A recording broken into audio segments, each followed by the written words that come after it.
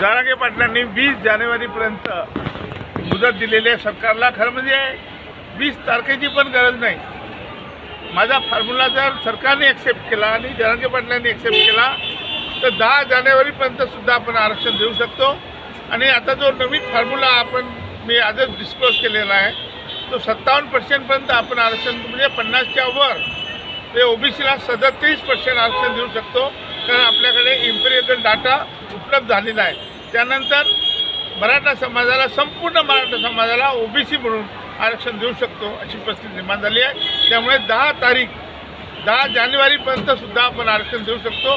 20 तारखेची सुद्धा गरज पडणार नाही. परंतु हे जरांगे पाटील आणि सरकार आणि आमच्यामध्ये एक बैठक झाली पाहिजे. त्या बैठकीमध्ये चर्चेमधून आपण हे ठरवू शकतो. एबीपी माझा, उघडा डोळे बघा नीट.